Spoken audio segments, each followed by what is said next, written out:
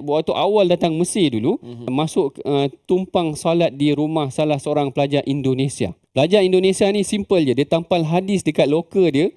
Lepas solat atau sebelum solat saya baca hadis tu. Hadis tu Abu Hurairah kata, kekasih aku ausani khalili.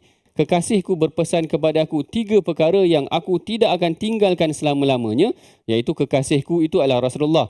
Iaitu Rasulullah berpesan kepadanya yang aku tak akan tinggalkan, iaitu salat duha, wa siyamin salasati ayyamin kulli syahr, puasa 3 hari setiap bulan, wa naumin ala witir, dan aku akan witir sebelum aku tidur.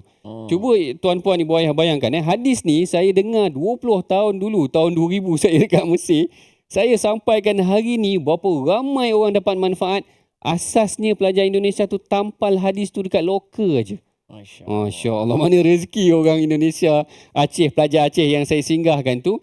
Macam tu juga tuan-puan, sebarkan hadis ni dalam satu poster saja. Share dalam Facebook ke, share dalam Twitter, share dalam Instagram sebagainya. Orang lain baca, orang dapat manfaat, dia sampaikan pula pada orang lain dapat manfaat, pahala yang berantai tadi. Tapi doktor kan, kalau kita yang mendengar hadis ni pun, kita balik pada hadis tadi kan. Betul, boleh. Dengar orang penonton kita yang dengar hadis ni pun, insya-Allah Insya-Allah akan dapat diperindahkan. Seri-seri muka tu doktor Yang